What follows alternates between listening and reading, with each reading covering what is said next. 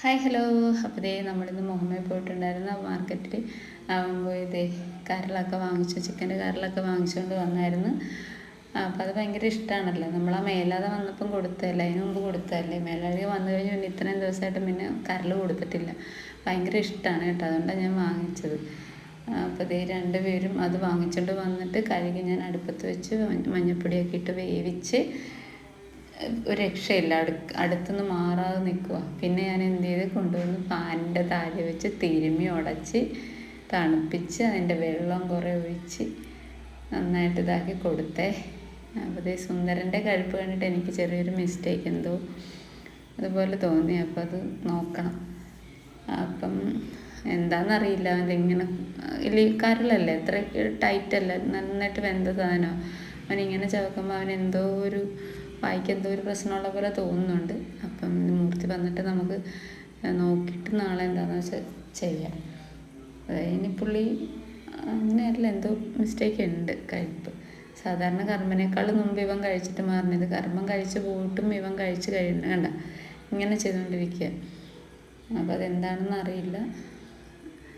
അപ്പോൾ കുളിയുടെയൊക്കെ കഴിഞ്ഞത് അകത്ത് വന്ന് ഞാൻ സിനിമ വെച്ചിട്ടുണ്ട്. അപ്പം അമ്മയൊക്കെ ഇരുന്ന് സിനിമ കാണാറ് ഞാൻ അകത്ത് ആയിട്ട് വരെ വിളിച്ചില്ല. പുറത്ത് ഞാൻ സിറ്റൗട്ടിൽ വന്നിരുന്ന് ചേരൻ്റെ കൂടെ കളിച്ചിരിക്കുമല്ലോ, വർത്താനമൊക്കെ പറഞ്ഞ് ഞങ്ങളിരിക്കും.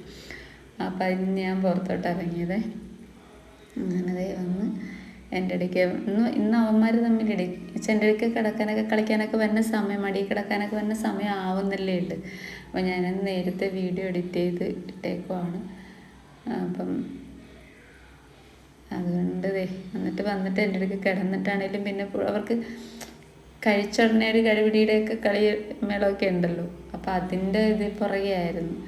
ഞാൻ വിളിച്ച് ഞാൻ പോകും കേട്ടോ, ഇനിയിപ്പം മടി വന്ന് കിടന്നെന്നൊക്കെ പറയുമ്പോൾ രണ്ടുപേരും കൂടി പറയുമ്പോൾ പെട്ടെന്ന് മനസ്സിലാകും കേട്ടോ അവർക്ക്. അതാണ് നമ്മൾ എന്താ പറയണമെന്ന് വെച്ചാൽ അതുപോലെ മനസ്സിലാക്കാനുള്ള കഴിവുണ്ട്.